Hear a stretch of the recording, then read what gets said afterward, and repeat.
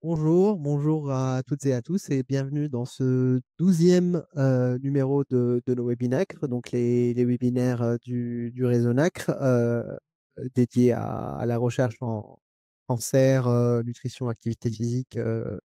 Où un chercheur membre de notre réseau vous présente ces derniers travaux de recherche. Donc, je vais présenter le réseau rapidement comme d'habitude. Après, je passerai la parole à nos deux experts du jour. Donc, le réseau NACRE qui existe depuis presque 25 ans maintenant, qui se positionne en France dans le paysage de la cancérologie à la fois en prévention primaire des cancers, en prise en charge nutritionnelle et en prévention tertiaire des seconds cancers et des récidives, avec donc pour quatre grands objectifs de développer et fédérer la recherche participative, participer aux expertises nationales collectives, former les professionnels de santé et informer le grand public, avec donc une cinquantaine d'équipes de recherche en France sur tout le territoire et déjà 5 équipes européennes on aura peut-être la possibilité de vous présenter bientôt. Donc, les webinacres, c'est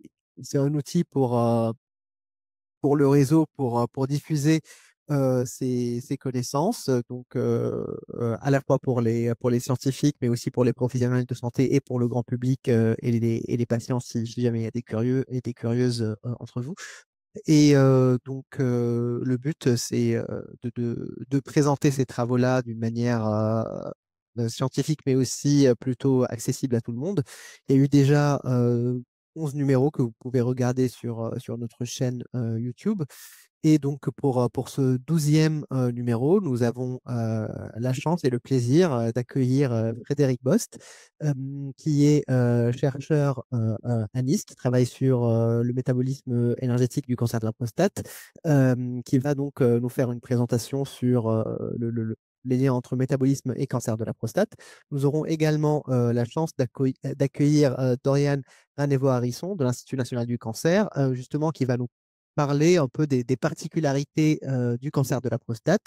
Justement, comme on est pendant le mois de novembre, qui est un mois un peu dédié au cancer masculin, donc Dorian nous parlera un peu des spécificités de ce cancer, euh, pourquoi il n'y a pas de dépistage organisé, quels sont les derniers chiffres épidémiologiques à retenir. Donc, je vais juste vous rappeler quelques consignes pour le bon déroulement de ce webinaire. Si jamais vous avez des questions, on les posera à nos deux intervenants à la fin de leur présentation, donc d'ici 30 à 35 minutes. Entre-temps, je vous invite donc à poser toutes vos questions dans l'onglet questions et réponses, Q et R, que vous pouvez avoir en cliquant sur plus si jamais vous n'avez pas cette rubrique Q et R, et vous pouvez poser toutes vos questions. Euh, vous demande de réserver donc l'onglet chat pour toutes vos questions qui ne sont pas des questions scientifiques. Donc voilà, je vais vous laisser entre les bonnes mains de nos deux intervenants. Et moi, je vous retrouve tout à l'heure pour la modération. Frédéric, je te, je te laisse la parole. Oui, merci. Je vais donc partager. Ah oui, quelqu'un d'autre partage, donc il faut arrêter le partage, je pense. Voilà. Et je vais aller sur ma présentation. La voilà. Est-ce que si je la mets en plein écran comme ça, ça va bien? Vous la voyez On bien? on la voit pas encore en plein écran. Et bon, c'est tout bon. Ça y est, c'est tout bon. Bon, merci beaucoup, merci Bernard, merci à toute l'équipe NACRE, de m'avoir invité pour ce webinaire. Non seulement merci pour ça, mais aussi pour tout le travail que vous faites pour, réunir une communauté de chercheurs, de cliniciens et d'épidémiologistes qui est vraiment unique, en France et je crois aussi en Europe et c'est une grande richesse pour nous d'avoir ce réseau et qui nous permet d'avoir justement des collaborations et des interactions très fructueuses. Donc, nous sommes l'équipe 35 du réseau NACRE. Je co-dirige une équipe à l'INSERM U1065 avec Nathalie Mazur et nous travaillons dans notre équipe sur le cancer de la prostate et plus particulièrement sur le métabolisme des cellules cancéreuses et des cellules tumorales de prostate. Et je vais vous faire un petit récapitulatif de nos travaux qui nous a menés à penser que, eh bien, cibler le métabolisme cellulaire des cellules tumorales pourrait avoir peut-être un jour des perspectives thérapeutiques. Alors, c'est juste une petite introduction sur le cancer de la prostate. Je sais que avec l'intervenant après de l'INCa, il reviendra avec des chiffres beaucoup plus précis que les miens peut-être, mais simplement pour récapituler que le cancer de la prostate, c'est le premier cancer en France en termes d'incidence, avec plus de 50 000 nouveaux cas par an, ce qui correspond à 8 000 décès par an et ce qui en fait la troisième cause de mort par cancer. Alors, c'est un cancer qui est de relativement bon pronostic parce que la survie à 5 ans est de 99% quand il est localisé. Par contre, dès il y a des métastases, on tombe à une survie à 30%. Alors, juste un petit récap pour voir un petit peu la progression et les traitements qui s'offrent aux cliniciens pour le cancer de la prostate. Donc, comme je vous l'ai dit, quand il est localisé, le cancer primaire peut être très bien pris en charge. Souvent, on propose aux patients des radiations, une prostatectomie et de plus en plus la surveillance active qui consiste en fait pour des cancers de la prostate de bas grade qui sont non suspectés de métastases, d'avoir un suivi tous les 6 mois du patient sans qu'il y ait pour autant la prostatectomie qui est quand même un acte assez invasif. Et par contre, dès que ce cancer devient métastatique, on a globalement 2 approches thérapeutiques qui sont proposées. Les approches à base d'anti-hormones et notamment des anti-androgènes et ou la chimiothérapie avec le docetaxel. Le gros problème avec ces 2 traitements, c'est que dans 100 des cas, eh bien, les patients développent des résistances, ce qui aboutit à terme au décès du patient. Et depuis récemment, en plus, on s'est aperçu que chez les patients qui sont traités avec les anti-androgènes, certains développent un cancer neuroendocrine de la prostate, ce qu'on appelle une transdifférenciation, c'est-à-dire qu'on passe de l'adénocarcinome de la prostate à un cancer neuroendocrine qui est beaucoup plus agressif que l'adénocarcinome. Donc, il y a vraiment une nécessité de nouvelles stratégies qui pourraient soit sensibiliser au traitement des existants ou soit avoir une action propre sur les cellules cancéreuses. Et dans notre laboratoire, on s'intéresse au métabolisme cellulaire et plus particulièrement au métabolisme de la mitochondrie. Donc, pourquoi s'intéresser au métabolisme de la cellule cancéreuse? Eh bien, cet intérêt remonte aux travaux d'Otto Warburg dans les années 1920 et avec un effet qui est bien connu maintenant de tous les scientifiques, qui est le fameux effet Warburg. En fait, ce qu'avait décrit ce prix Nobel allemand, c'est que les cellules cancéreuses les cellules cancéreuses en général, pas forcément de prostate, utilisent préférentiellement la glycolyse pour générer leur énergie sous forme d'ATP. Et ce, même en présence d'oxygène, qu'on a appelé d'ailleurs la glycolyse aérobie. Ce que Warburg avait énoncé à cette époque, c'est que, et ce qu'il pensait, c'est que en fait, les cellules cancéreuses n'avaient pas de mitochondries fonctionnelles et donc utilisaient uniquement la glycolyse pour générer leur ATP. Alors depuis une trentaine d'années maintenant, peut-être même un petit peu plus, on sait que en fait, les cellules cancéreuses ont des mitochondries parfaitement fonctionnelles, qu'elles font de la phosphorylation oxydative, que leur cycle de Krebs fonctionne très bien, avec des particularités d'ailleurs en fonction des cellules cancéreuses, et qu'elles peuvent donc jouer sur ces 2 métabolismes pour s'adapter.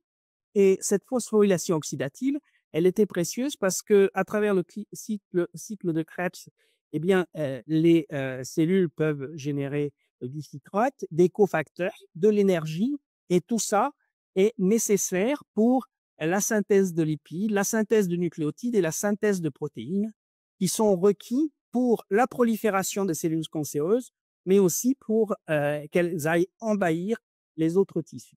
Et donc, il nous est semblé intéressant dans le laboratoire de cibler le métabolisme et plutôt plus particulièrement le métabolisme énergétique et la mitochondrie dans les cellules cancéreuses. Et en fait, tout a commencé avec nos travaux sur la metformine. Alors la metformine, on dirait, bah, c'est un médicament qui est utilisé contre le diabète de type 2. C'est une biguanide qui a été isolée il y a très longtemps. Déjà, au Moyen Âge, on savait que cette plante avait des propriétés antidiabétiques. Et en fait, dans les années 50, un médecin français a isolé donc le principe actif et a pensé que ça pourrait faire un bon traitement contre le diabète.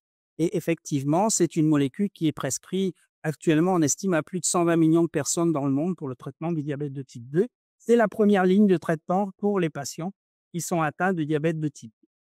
Alors, dans le cadre du diabète, je vais faire juste un petit rappel de quels sont les mécanismes d'action de la metformine. Eh bien, la metformine, elle va agir au niveau du foie où elle va diminuer la production de glucose, qu'on appelle la néoglucogénèse. Elle va agir au niveau des adipocytes, du tissu adipeux, où elle va augmenter le transport et diminuer la lipolyse. Et elle va agir au niveau du muscle pour augmenter l'oxydation des acides gras et le transport de glucose, tout cela contribuant à une diminution de l'hyperglycémie et à une diminution donc de l'insulinémie. Ce qui est très important à comprendre, c'est que la metformine n'a pas d'effet hypoglycémiant si elle est prise de façon modérée. Donc, elle va avoir un effet anti-hyperglycémiant et c'est important, on va le voir, pour les futurs essais cliniques qu'on pourrait avoir dans le cadre du cancer comme je vais vous le montrer plus tard. Et en fait, dans les années, toute notre démarche scientifique au niveau de l'action de la metformine sur les cellules tumorales a commencé par des études épidémiologiques qui ont été réalisées chez des patients diabétiques, sur des grandes cohortes de patients diabétiques, notamment une grande cohorte en Écosse, où il a été montré, c'est le papier qui est en haut ici, publié en 2005, des patients qui sont traités par metformine et qui ont un diabète ont un risque moindre de développer un cancer quand ils sont traités avec la metformine par rapport à d'autres médicaments antidiabétiques. Et donc, du coup, c'était multiples articles qui ensuite ont été déclinés pour, là c'était pour tous les cancers, mais ont été déclinés pour chaque cancer. Ces multiples articles ont fait penser que la metformine pouvait avoir peut-être de nouvelles perspectives en cancérologie. Et à la suite de ces travaux, donc, avec Issam Ben Sarah, qui était un étudiant en thèse à l'époque dans le laboratoire, nous avons décidé de traiter nos cellules cancéreuses. Donc, on a des cellules cancéreuses en culture qui sont indiquées ici, hein, les LNCAP, les DU145 et les PC3. Vous allez voir, on travaille beaucoup avec ces modèles expérimentaux in vitro. On a traité nos cellules cancéreuses avec la metformine, c'est ce que vous voyez en bleu, et on a regardé la prolifération de ces cellules. Et on s'est aperçu que, en traitant avec la metformine, on avait une diminution significative de la prolifération de ces cellules cancéreuses. On s'est dit, que se passe-t-il dans ce cas au niveau des tumeurs chez l'animal? Donc, on a des modèles de souris chez lesquels on injecte les cellules tumorales en sous-cutané et on regarde la croissance tumorale et on traite les souris. Alors là, on les a traitées soit en mettant la metformine dans l'eau de boisson, parce que c'est un médicament qui est utilisé et qu'on peut très bien mettre dans l'eau de boisson, soit en traitant en injection intrapéritonéale. Et dans les deux cas, on s'aperçoit que quand on traite avec la metformine chez la souris, on a une diminution de la croissance tumorale, comme vous pouvez le voir ici en bleu. Et à la suite de ces travaux, donc, il y a eu de nombreuses études dans plusieurs autres cancers qui ont confirmé que, effectivement, en tout cas in vitro et chez l'animal, on pouvait diminuer la croissance tumorale dans des modèles de côlon, de sein, de poumon, de pancréas, de glioblastome, mélanome, lymphome. Et la liste est très longue et donc, du coup, ça offrait des perspectives intéressantes. La question est, ça inhibe la croissance tumorale, mais est-ce que ça inhibe aussi la formation des métastases, c'est-à-dire, comme je vous l'ai dit au début, les formes agressives du cancer de la prostate? Alors, dans le laboratoire, on a fait une expérience chez la souris. Encore une fois, on injecte des cellules qui expriment une protéine fluorescente, qui est la GFP, dans la prostate. Et étant donné que ces cellules, elles expriment une protéine fluorescente, quand elles vont se disséminer dans l'animal, on va pouvoir la détecter dans d'autres organes et ainsi voir la propagation des métastases dans d'autres organes. Et ça, on l'a fait dans plusieurs organes dont on sait que ce modèle forme des métastases. Donc, on a pris les souris, on les a traitées pendant 5 semaines avec la metformine, ou alors, comme contrôle, on a utilisé la chimiothérapie utilisée dans le cancer de la prostate, qui est le docétaxel. Et là, on a traité pendant 2 semaines parce que c'est une drogue qui est assez toxique chez l'animal. Et donc, là, eh bien, on a vu aussi que, effectivement, on avait une diminution significative de métastases quand on traitait les souris avec la metformine et qui est, certes moindre, mais qui est, en tout cas significative et on a aussi une diminution avec le docétaxel. Donc, on a un effet antitumoral et antimétastatique que l'on a démontré, pour, des modèles de souris, avec le cancer de la prostate. Alors, je vais aller un peu rapidement sur les résultats plus moléculaires et plus cellulaires, mais en fait, et c'est là que ça a commencé notre intérêt aussi pour le métabolisme énergétique, c'est que nous avons montré que la metformine dans la cellule avait comme cible privilégiée la mitochondrie. Et comment elle agit? Eh bien, elle va aller inhiber un complexe de la chaîne respiratoire mitochondriale. La chaîne respiratoire mitochondriale étant la chaîne qui permet de générer l'ATP. Et donc, en utilisant la metformine, on bloque l'activité d'un complexe de cette chaîne respiratoire, qui en a 4, plus à la fin le complexe de l'ATP synthase pour synthétiser l'ATP. Et en bloquant le complexe 1, on entraîne un stress énergétique, c'est-à-dire qu'on affaiblit énergétiquement la cellule cancéreuse. En plus de ces effets sur la mitochondrie, nous avons également montré que la metformine entraînait un stress du réticulum, une libération de calcium, et ce calcium qui est capté par la mitochondrie modifie aussi grandement le métabolisme mitochondrial. Donc, la mitochondrie était pour nous là au centre des événements qu'on constatait avec la metformine. Mais avant de vous raconter un petit peu l'histoire de la poursuite de nos travaux, ces résultats, au tout début, quand nous les avons eus, étaient très encourageants et on s'est dit, on est rentré en contact donc avec une équipe clinique au centre Antoine Laclassagne de Nice, avec le professeur Jean-Marc Ferrero, et on s'est dit que ça vaudrait peut-être le coup de tester un essai clinique en phase 2 du coup, parce que la metformine est bien connue, donc pas besoin de passer par une phase 1, on peut directement rentrer en phase 2 et voir si, en combinaison avec le docétaxel, eh bien, elle pourrait avoir un effet bénéfique. Alors, quand on a designé cet essai clinique, on était parti sur 100 patients. Effectivement, on en a recruté 100. 95 ont été inclus dans l'étude. Il y avait 2 bras, un bras de patient docétaxel, il a été fait en double aveugle, hein, et docétaxel plus metformine. Et malheureusement, on a été un peu déçus par les résultats parce que on a lu chez ces patients aucun bénéfice en termes de survie et même en termes de progression. Avec du recul, on s'est dit que peut-être on avait visé un peu haut. On est parti avec des patients qui avaient un cancer métastatique, qui était résistant à la castration, donc c'est des cancers très avancés. Et d'autre part, au niveau de la durée du traitement à la metformine, en fait, la durée moyenne était de 8 semaines, puisqu'on avait appliqué le traitement à la metformine en même temps que le docétaxel. Et je pense qu'avec le recul et avec des traitements plus longs, on aurait peut-être pu avoir un effet. Et d'ailleurs, je ne le présente pas ici, mais au dernier congrès européen de la Société européenne d'oncologie, les résultats d'un autre essai clinique à plus grande échelle, qui s'appelle STAMPED et qui concerne le cancer de la prostate, ont montré effectivement un bénéfice de la metformine pour la progression du cancer de la prostate. Et là, on parle sur en fait un nombre beaucoup plus important de patients. Je crois que dans cet essai, il y a au moins 500 patients qui ont été pris en. Mais ces résultats ne sont pas publiés, ils ont été présentés à un congrès et on attend avec impatience les résultats.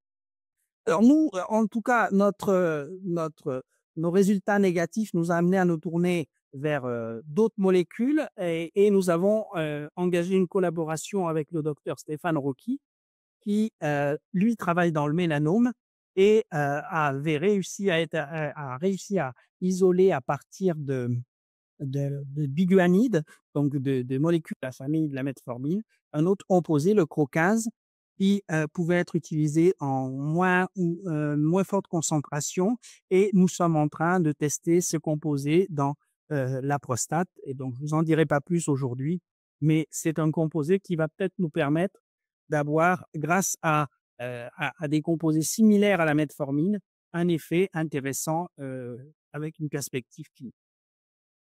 Donc, en conclusion de cette partie, en tout cas, on a montré que la metformine diminuait la prolifération et la formation de métastases dans le cancer de la prostate et que la cible principale de la metformine, c'était vraiment la mitochondrie. Et que donc, le métabolisme mitochondrial pouvait avoir un intérêt pour l'étude des mécanismes qui pourraient être impliqués dans la prolifération cellulaire et la formation des métastases. C'est ce qui nous a amené à nous tourner vers une molécule qui joue un rôle central dans la mitochondrie et qui s'appelle PGC1-alpha. Alors PGC1-alpha, vous avez son nom entier ici, que je ne vais pas dire, il est très long, hein, mais c'est un coactivateur de facteurs de transcription. C'est-à-dire qu'il va aider en fait les facteurs de transcription à transcrire les gènes et notamment, il transcrit des gènes et il régule l'expression de gènes qui jouent un rôle majeur dans la biogénèse mitochondriale, dans la phosphorylation oxydative et dans l'oxydation des acides gras.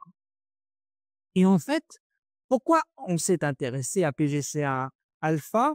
Eh bien, parce que quand on a regardé un petit peu dans les bases de données, on s'est aperçu que chez les patients qui avaient un cancer de la prostate, quand ils avaient une faible expression de PGCA-alpha, c'est la ligne grisée ici, ils avaient une DFS qui était beaucoup diminuée, significativement diminuée, pardon.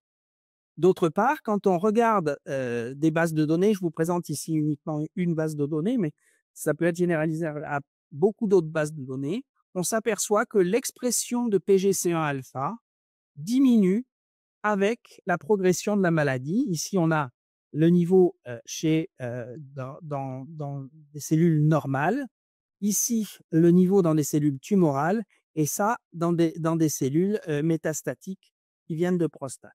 Donc, globalement, ça laisse penser peut-être que PGC1-alpha pourrait être un gène suppresseur de tumeur, c'est-à-dire qu'il vaut mieux qu'il soit fortement exprimé pour la survie des patients, en tout cas dans le cancer de la prostate. Donc, afin de déterminer le rôle de PGC1-alpha au niveau cellulaire, au niveau moléculaire, Lisa Kaminski, qui était étudiante en thèse dans le laboratoire à l'époque, a généré des cellules cancéreuses de prostate, dont les DU145 ici.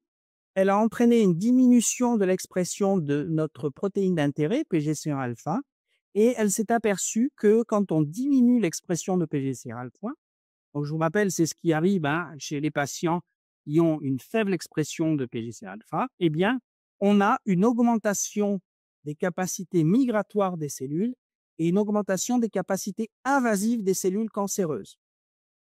Ça, pour nous, c'est un signe in vitro dans nos boîtes de culture que ces cellules deviennent plus agressives et peuvent plus facilement envahir les tissus.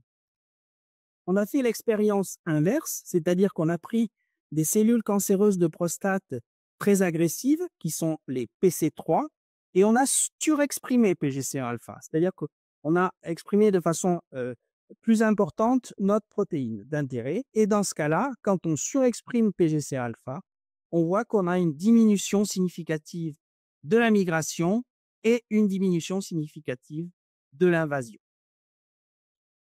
Alors, comme PGC1-alpha, je vous l'ai dit, joue un rôle important dans le métabolisme de la cellule cancéreuse, on a réalisé, en collaboration avec un laboratoire aux États-Unis, une expérience de spectrométrie de masse où on a regardé les métabolites qui sont modifiés suite à la diminution de PGC1-alpha dans les cellules cancéreuses de prostate.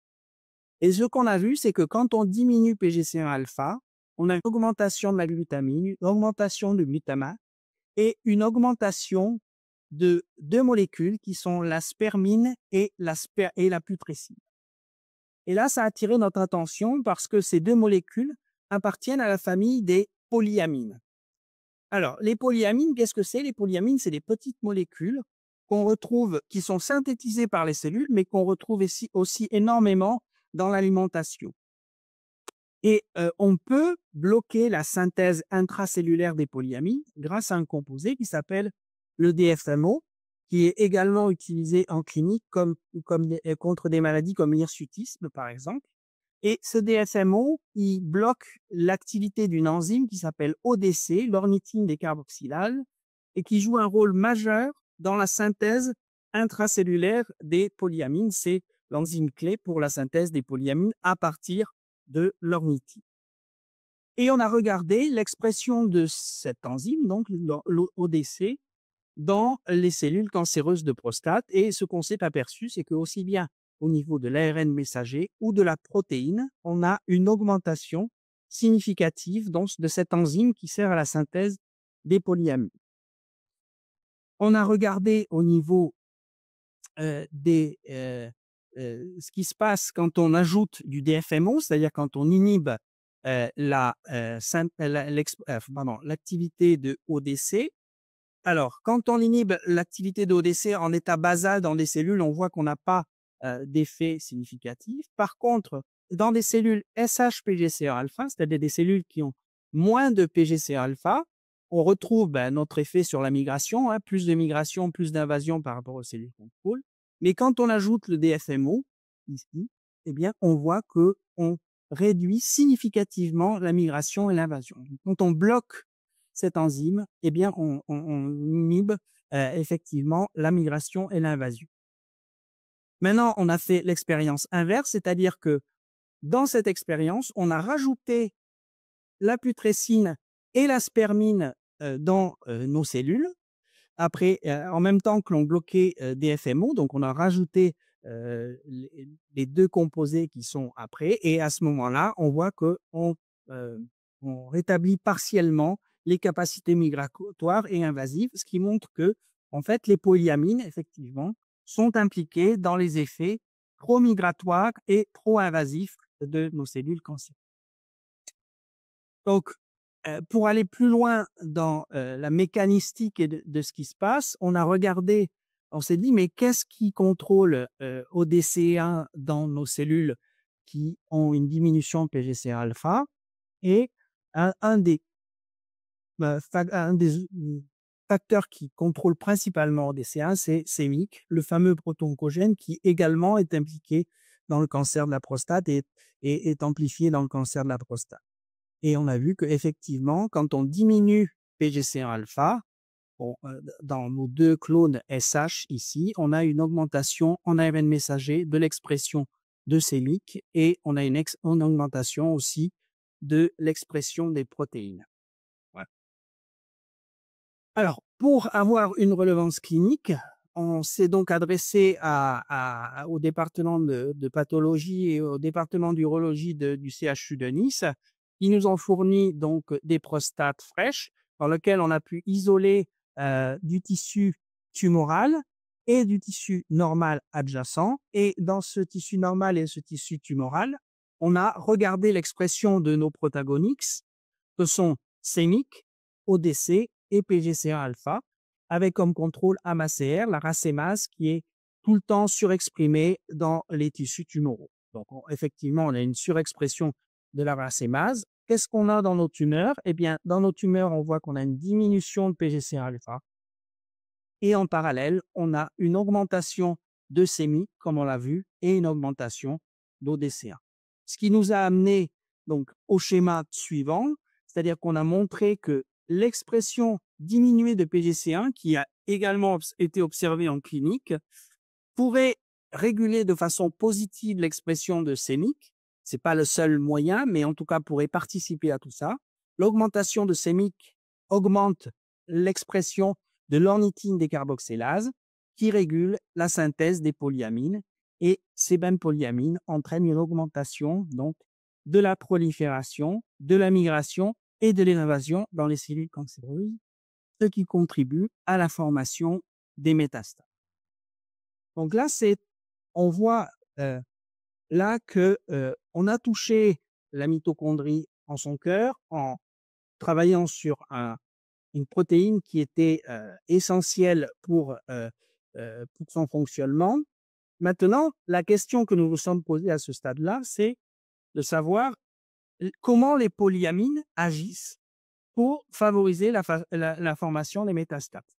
Alors, il y a eu beaucoup de travaux sur les polyamines et leur façon d'agir sur les métastases, mais en fait, on n'a pas vraiment les mécanismes fondamentaux qui permettent d'expliquer cet effet prométastatique et protumoral. Donc, c'est la question qu'on s'est posée et on n'a pas été les seuls à s'en poser. Beaucoup de gens se sont posés la question avant nous, d'ailleurs. Et d'ailleurs, il y a eu des essais cliniques qui ont été lancés avec le DFMO. Comme je vous l'ai dit, c'est un médicament qui est utilisé en clinique. Et on s'est dit, ben, si on bloque la synthèse intracellulaire des polyamines, peut-être qu'on pourra pouvoir avoir un effet sur la croissance tumorale. Donc, les essais cliniques ont été réalisés, mais ils ont été, pour la plupart, infructueux. Et la raison pour laquelle ils ont été infructueux, c'est que, comme je vous l'ai dit, les polyamines sont contenus dans la nourriture et dans l'alimentation. Et donc, du coup, eh bien, on a beau bloquer la synthèse intracellulaire de polyamines, il y a toujours les polyamines qui sont dans l'alimentation qui vont compenser donc, pour cette inhibition. Et d'autre part, en plus, ce qui est important de noter, c'est que le microbiote intestinal et les bactéries synthétisent aussi beaucoup de polyamines qui peuvent être utilisées, bien sûr, par les cellules. Donc, du coup, au lieu de cibler la voie de synthèse des polyamines, on s'est dit, pourquoi est-ce qu'on ne pourrait pas cibler une voie qui est en aval des polyamines? Et c'est ce qui nous a amené à nous intéresser à la voie de l'hypusination. Alors, qu'est-ce que l'hypusination?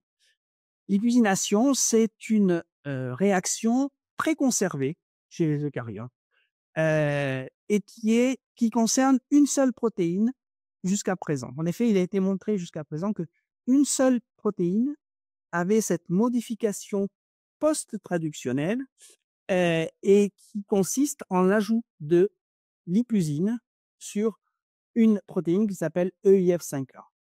Et en fait, le substrat pour cette réaction, c'est la spermidine, c'est-à-dire que c'est une polyamine.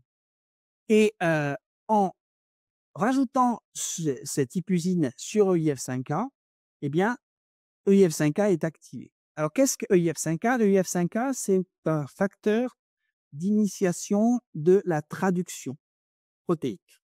Donc, il régule la traduction de nombreuses protéines.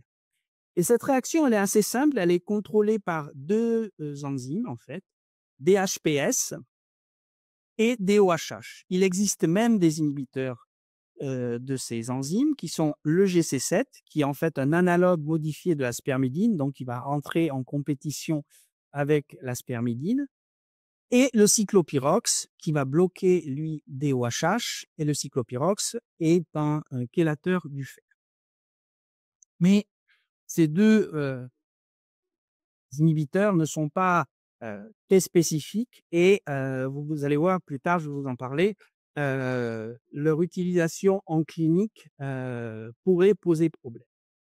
Et donc, la question qu'on s'est posée, c'est si, en fait, on ne peut pas bloquer la voie de synthèse des polyamines, ou si on peut la bloquer mais que ça n'a pas d'effet, est-ce que peut-être qu'en s'adressant en aval et en regardant l'hypusination, on pourrait avoir un élément de réponse sur le rôle des polyamines dans le cancer de la prostate.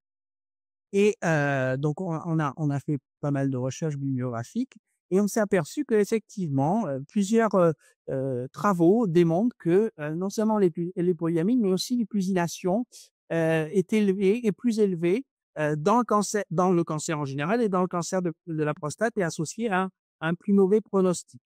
Ainsi, quand on regarde l'expression de deux enzymes, donc c'est une recherche qu'on a fait dans mes bases de données, qui sont DHPS, qui est la première enzyme de l'hypusination, qui est ici, et DOHH, on s'aperçoit que les patients qui ont une expression importante de DHPS ou de DRHH ont une disease-free survival qui est moins bonne. Donc, c'est un élément pour dire que quand on a plus d'hypusination, peut-être qu'on a un plus mauvais pronostic pour notre cancer. Donc, la question nous est apparue évidente ici, c'est de savoir si l'hypusination de UF5A pouvait jouer un rôle dans le cancer de la prostate. Donc, ce travail est réalisé dans le laboratoire par Michel Cailly, qui actuellement étudie en thèse. C'est un travail qu'on vient de soumettre aux publications. Donc, je vais vous en présenter quelques lignes. En tout cas, ce que Michel a fait, c'est qu'il a été rechercher des bases de données beaucoup plus importantes, et notamment la base de données CAMCAT, qui répertorie l'expression des gènes dans du tissu normal de prostate et du tissu tumoral. Et il a regardé dans ces deux types de tissus l'expression de toutes les enzymes qui sont impliquées, soit dans l'hypusination, soit dans la synthèse des polyamines. Et on s'aperçoit, en tout cas, que DHPS, il est au top de la ligne avec une p-value qui est très forte, et qu'on retrouve IF5A, DOHH, et que globalement, toutes les enzymes de la voie des polyamines sont plus exprimées dans le tissu tumoral par rapport au tissu normal. Donc là, on est revenu chez nos cliniciens qui nous ont fourni des prostatectomies et au CHU de Nice, et on a regardé dans ces prostatectomies, donc on a isolé là encore une fois le tissu normal et le tissu tumoral adjacent, et on a regardé l'expression de DHPS, notre première enzyme de l'hypusination, mais aussi on a regardé l'hypusination de IF5A. Il existe un anticorps commercial de IF5A qui marche très bien, et on a regardé donc dans nos tumeurs versus notre tissu normal s'il y a des modifications. Et effectivement, on voit que concernant l'expression de DHPS, on a une augmentation de l'expression de DHPS dans le tissu tumoral et une augmentation significative également de EIF5A hypusiné. Donc, les deux, EIF5A hypusiné et DHPS, sont plus exprimés dans le tissu tumoral. Alors, pour faire la preuve de principe que cette hypusination pouvait avoir un rôle dans le cancer de la prostate, on a utilisé bien sûr des lignées cellulaires classiques, mais on a eu la chance aussi d'avoir accès à des nouveaux modèles qui sont développés, qui sont des modèles de culture en 3D, qu'on appelle les organoïdes ou organoïdes tumoraux ou encore tumoroïdes. Donc, ces tumoroïdes ont été obtenus grâce à une collaboration avec un laboratoire aux États-Unis, et en fait, ça consiste à prendre du tissu métastatique d'un patient, le mettre en culture dans des conditions où il va former dans un gel qu'on appelle le matrigel, une structure en 3D qui récapitule en fait la formation des tumeurs, et former en quelque sorte une mini-tumeur dans une boîte de culture. Et donc, on peut isoler à partir des patients et ainsi avoir pour X patients des lignées de tumoroïdes qu'on peut maintenir comme ça en culture, ce qui ouvre des perspectives énormes, notamment pour la médecine personnalisée quand on cultive ces tumoroïdes. Et qu'est-ce qu'on a fait? On a inhibé l'hypusination dans ces tumoroïdes, soit avec la drogue dont je vous ai parlé tout à l'heure, qui est le GC7, qui est l'inhibiteur de DHPS, soit avec une technique d'interférence par des shRNA qui est inductible en présence d'un agent qui est UPTG. C'est-à-dire qu'on va induire l'expression de shRNA pour diminuer l'expression de DHPS. Et dans ces conditions, donc là, je vous présente uniquement les conditions où on a utilisé l'approche inductible du DHPS qui diminue l'expression de notre première enzyme. Eh bien, on voit qu'on inhibe la formation, le développement des tumoroïdes. Alors ça, c'est un exemple d'un patient que je vous montre en haut. Mais là, c'est un exemple sur 3 patients où on voit qu'on inhibe significativement la taille de ces tumoroïdes après avoir induit une inhibition de DHPS et donc de l'hypusination. Donc, l'inhibition de l'hypusination bloque la croissance des tumoroïdes, de nos mini-tumeurs in vitro. On a réalisé également des expériences comme au début, pour voir si l'hypusination pouvait interférer avec la formation de métastases. Et là, on testait des cellules. Plus beaucoup de temps, Frédéric. Oui, On comment? n'a plus beaucoup de temps. Des cellules qui sont diminuées pour des HPS. Et là, on voit qu'effectivement, on a une diminution de la formation des métastases chez ces souris. Donc, on a été un petit peu plus loin parce que, comme je vous ai dit, j'ai bientôt fini, hein, la Béra. En inhibant la voie de l'hypusination, on touche à un facteur de la traduction et on s'est aperçu qu'effectivement, on inhibe bien la traduction de protéines dans ces lignées cellulaires. Et on s'est aperçu, et là, ça nous ramène à notre mitochondrie, que en fait, parmi les protéines qui étaient ciblées par cette diminution de l'hypusination, on avait les protéines qui étaient impliquées dans le métabolisme mitochondrial. Et non seulement les protéines sont diminuées, mais en plus, quand on regarde la fonction mitochondriale et quand on diminue, quand on inhibe l'hypusination, on a là aussi une diminution de toutes les fonctions mitochondriales au niveau de la respiration et de la production d'ATP. Ce qui fait que, en fait, l'hypusination pour nous représente une cible thérapeutique intéressante qui là aussi nous amène encore à la mitochondrie. Et j'ai 2 diapos, c'est tout, pour souligner l'excellent travail de Oumaima Béalinseur, qui est étudiante en thèse dans le labo, et Pascal Peradi, qui sont chercheurs, qui ont mis au point un essai in vitro, ELISA en fait, qui permet de mesurer l'activité de l'hypusination in vitro.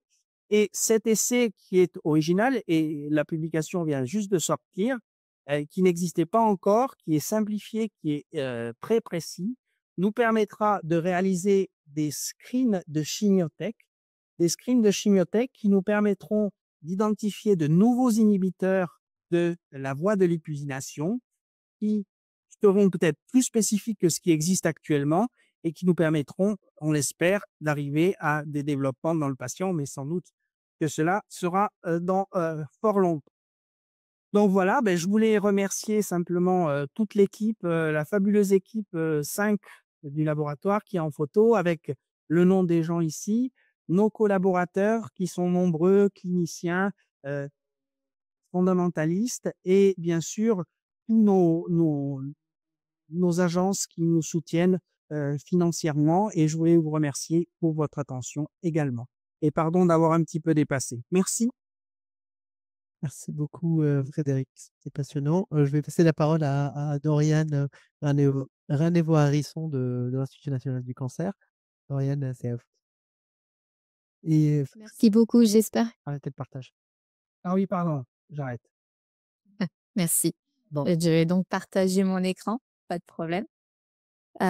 J'espère que vous m'entendez tous bien. J'ai des petits problèmes de connexion, donc si tout va bien, je ne couperai pas. C'est super. Est-ce que vous pouvez voir mon écran? Oui. Très bien. Donc merci beaucoup pour cette opportunité de vous faire un point sur le dépistage du cancer de la prostate. Ce cancer qui fait l'objet de débats par la communauté médicale et scientifique internationale. Donc, pour commencer, je vais vous faire rapidement un petit rappel, Frédéric l'a déjà fait, sur le cancer de la prostate. Donc, il s'agit du premier cancer chez les hommes avec 59 885 nouveaux cas en 2018. Et c'est la 3e cause de décès par cancer chez les hommes avec 9 200 décès en 2021. Et comme Frédéric l'a dit, c'est un cancer qui est considéré comme étant de bon pronostic. Il a une évolution qui est généralement lente et les tumeurs restent très longtemps très localisées. Et le taux de survie net sur ces patients qui sont diagnostiqués est estimé à 93% à 5 ans. Donc aujourd'hui, il n'existe ni en France ni dans aucun autre pays d'ailleurs de programme national de dépistage du cancer de la prostate. Les recommandations des agences d'évaluation et des autorités sanitaires considèrent que, en l'état actuel des connaissances, il n'y a pas lieu de mettre en place un programme de dépistage organisé. Et c'est vrai que jusqu'à ce jour, le bénéfice du dépistage du cancer de la prostate n'a pas encore été clairement démontré. Les 2 études majeures sur ce sujet, on présente des résultats qui sont assez contradictoires et qui ont été critiqués au regard de la qualité de ces études et de leur biais méthodologiques. Malgré ça, une pratique de dépistage qu'on dit individuelle, c'est néanmoins répandu en France. C'est un dépistage qui est par dosage du PSA. On estime que les 2 tiers des médecins généralistes recommandent systématiquement un dépistage du cancer de la prostate à leurs patients âgés de 50 à 75 ans. Donc, qu'est-ce que le dépistage par dosage de PSA? Donc, le PSA, c'est l'antigène prostatique spécifique. C'est une protéine qui est produite par la prostate et qui est présente normalement en petite quantité dans le sang. Et si le taux de PSA est élevé, cela peut être lié à la présence d'un cancer de la prostate, ce qui permettrait de le détecter à un stade précoce avant que les symptômes ne débutent. Cependant, le dosage élevé ne signifie pas toujours qu'il y a présence d'un cancer. Il y a d'autres maladies comme l'hypertrophie de la prostate, prostatite ou les infections urinaires qui peuvent aussi augmenter ce taux. Et dans 70% des cas, un dosage de PSA élevé n'est en réalité pas lié à un cancer. Et de la même manière, le test peut être faussement négatif et donc rassurer à tort celui qui le fait. Et parmi ceux qui ont un taux de PSA faible, un homme sur 10 a en réalité un cancer. Donc cette technique de dépistage, elle existe depuis le début des années 90 et donc on voit que son usage a une performance médiocre et elle génère beaucoup de biopsies prostatiques qui sont inutiles. Et en France, on estime que ce test n'est donc pas fiable. Une autre limite qu'on trouve en général avec les dépistages, mais en particulier aussi avec ce dépistage de la prostate, c'est le risque qui est associé au surdiagnostic et au surtraitement. Donc, à l'heure actuelle, il n'y a rien qui nous permet de distinguer les tumeurs agressives et celles qui ont un faible risque évolutif. Et celles qui ont un faible risque évolutif dans ce cas sont très fréquentes. Le surdiagnostic correspond donc à la détection de lésions cancéreuses qui n'auraient pas donné de symptômes du vivant de la personne. Et ces personnes qui sont concernées n'auront donc pas tiré de bénéfice au dépistage. En revanche, elles sont à risque de surtraitement et elles sont exposées aux effets indésirables de la prise en charge diagnostique et thérapeutique. Et dans le cas du cancer de la prostate, les complications possibles des traitements sont essentiellement l'incontinence urinaire et l'impuissance. Donc avant de mettre en place un dépistage organisé, il y a de nombreuses questions qui restent ouvertes, notamment sur la recherche de nouveaux biomarqueurs qui pourraient être utilisables dans le cadre d'un dépistage, sur la meilleure caractérisation prédictive des tumeurs, donc sur leur évolution, et sur l'optimisation des stratégies curatives et l'intérêt de la surveillance active. Le paysage de la recherche évolue très rapidement. En 2022, le Conseil de l'Union européenne a publié de nouvelles recommandations et a appelé à évaluer la possibilité donc, de mettre en place ce dépistage cancer de la prostate en compte des dernières avancées scientifiques et des technologies qui sont innovantes. Donc plusieurs études sont en cours en ce moment en Europe. Il y a également plusieurs actions européennes qui ont visé à des résultats prochainement dans les prochaines années. Ces initiatives évaluent différentes approches de dépistage et notamment celles qui sont basées sur le risque, donc la personnalisation du dépistage, et sur l'utilisation Donc je pourrais vous en dire un peu plus, dans quelques années. Merci beaucoup. Merci beaucoup à vous deux pour vos présentations. C'était vraiment très, très intéressant. En attendant que les questions arrivent, donc vous pouvez poser vos questions dans l'onglet questions-réponses ou dans le chat si vous ne trouvez pas l'onglet questions-réponses. Je vais peut-être commencer par une question le temps que d'autres questions arrivent. Petite question pour Frédéric. Moi, je me demandais justement pour des tentatives de réduction de polyamine ou d'inhibition de l'hypusination, est-ce qu'il y aurait des effets secondaires justement si on essaye de bloquer ces voies enfin, en ce qui concerne les fonctions physiologiques plutôt essentielles euh, Ah, alors, non, apparemment, non. Je dois dire qu'il y a même alors chez la souris, en tout cas, on peut très bien injecter le DFMO. Le DFMO, comme je te l'ai dit, est utilisé, donc on bloque. Des approches intéressantes seraient de combiner ça avec une nourriture faible en polyamine, mais apparemment, c'est assez difficile à obtenir. Donc, et regarder un petit peu, ou alors, inhiber la synthèse intracellulaire et inhiber le transport des polyamines dans les cellules. Mais, non, je pense pas que ce soit, dommageable, heu, de traiter avec des inhibiteurs, de de de la synthèse des polyamines. D'ailleurs, quand nous, on l'avait mis sur des cellules normales en culture, on n'avait pas eu d'effet, notoire, quoi. Et les souris le supportent très bien, voilà. Après, D'accord. Merci. On a une question de Karsten qui demande que tu as montré un effet positif en modèle murien avec 100 mg par kilogramme par jour. Chez les hommes, c'était 1,7 g par jour, donc beaucoup moins. Et les effets n'étaient pas aussi bien qu'on le souhaite. Est-ce que la dose, enfin, qu'est-ce que tu peux nous dire sur sur la dose? oui, quand on a fait l'essai clinique, on était à 1,7 grammes par jour. Effectivement, chez le patient, on s'est basé sur la dose moyenne qui est donnée pour la metformine, sachant qu'il y a des intolérances chez le patient.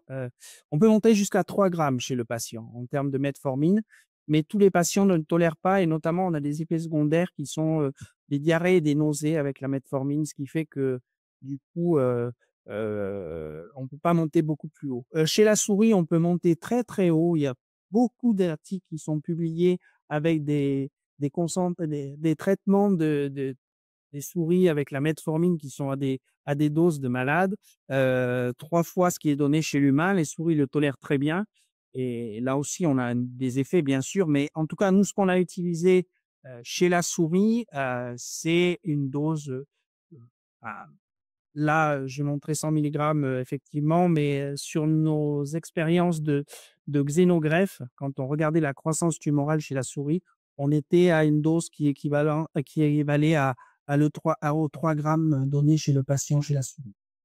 D'accord. Merci. Encore une question. Donc, si on se base sur que tu as présenté par rapport au polyamide, est-ce qu'il y aurait des recommandations diététiques que tu pourrais apporter aux patients? Et je me permets encore une question encore supplémentaire par rapport à ça, vu que le microbiote aussi apporte des apports non négligeables en polyamine.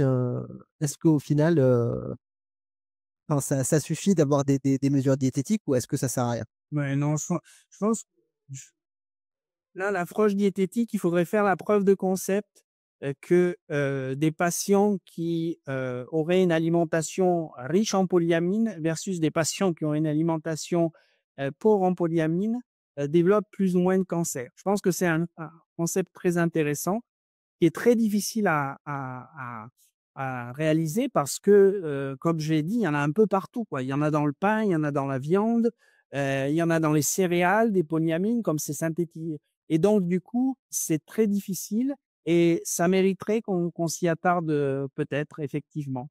Mais en tout cas, il faudra en faire la preuve de principe avant de peut-être, parce que d'un autre côté, les polyamines ont un effet aussi contradictoire qui est au niveau de la de de la durée de vie. En fait, elles auraient un effet bénéfique. Donc du coup, c'est à mettre dans la balance aussi. D'accord mmh, enfin, je réfléchis peut-être à des projets de collaboration avec, des cohortes ou, enfin, en épidémiologie. Écoutez, j'avais contacté Mathilde Autoulier, on avait fait des demandes à l'INCa qui ne sont malheureusement pas passées. Mais l'idée, c'était effectivement de regarder en épidémio et Mathilde était très intéressée et c'était une question, je me rappelle, qu'elle se posait aussi, de savoir si effectivement, l'alimentation en polyamine favorise ou non l'incidence des cancers et je trouve que c'est hyper intéressant mais bon, ouais, D'accord. on l'a pas faite, mais si on ne désespère pas de la faire un jour. Un petit clin d'œil à l'INCa, je sais que c'est pas le même, pôle ni le même département, mais on ne sait jamais. Dorian, une petite question, est-ce qu'on a des études au final sur, ce que le dépistage nous ferait gagner en termes de cas qu'on éviterait ou au contraire de cas de surdiagnostic? Est-ce qu'il y a des études, sur ces estimations-là? En France au moins. En France, donc, il y a une étude qui est en ce moment en train de se faire et je pense que nous sommes pas loin d'avoir des résultats, justement qui regardent les cas évités et aussi, si je ne me trompe pas, je ne veux pas vous dire de bêtises, qui regardent le nombre de cancers agressifs, qui auraient été, manqués ou sans avoir de ce dépistage, organisé. D'accord. Merci beaucoup. Nous avons, Sophie Darnaud qui dit que l'hôpital d'Argenteuil a édité un PDF avec les aliments riches en polyamine que l'on peut trouver sur internet pour information. Merci beaucoup Vous êtes très gentil, merci. pour ça. Hem, j'ai encore une question pour toi, Frédéric. Est-ce que, les voies, que tu as présentées, se retrouvent aussi, dans d'autres localisations de cancer? Oui, oui, oui. La voie de l'hypusination, par exemple, est impliquée dans le cancer du côlon également. Le OK, côlon où il y a aussi alors je l'ai pas dit, mais il y a des organes qui sont particulièrement riches en polyamine et la prostate en fait partie, hein, avec le nom spermine et tout, on s'en doute un peu. Mais le côlon aussi et à la proximité des bactéries, heu et du lieu d'absorption des aliments fait que et donc il y a des études qui ont montré qu'effectivement au niveau du côlon, il y avait un rôle de la voie de syn des polyamines et de la voie d'utination aussi. d'accord. Merci beaucoup. Est-ce qu'il y a d'autres questions du public? Je vois qu'on a fait le tour. Si, il y a 2 encore questions. Merci pour l'indication du PDF, je vais aller voir. Bah, il y a pas de questions particulières. En tout cas, merci beaucoup à vous 2. C'était vraiment très, très intéressant. Merci Frédéric pour, la présentation de tout ce que vous faites dans l'équipe et Dorian, merci beaucoup pour ce point de vue, institutionnel, on va dire, Ouais, c'était très bien, très complémentaire, c'est une très bonne idée et ça répond à pas mal de questions. Soit il n'y a pas de dépistage organisé. Voilà, on espère que tout le monde a eu sa réponse maintenant. Donc voilà, il me reste à vous remercier et vous dire à tout le monde à bientôt pour un nouveau numéro du Webinacre en 2025. Merci beaucoup. Voilà. Merci beaucoup. Au revoir.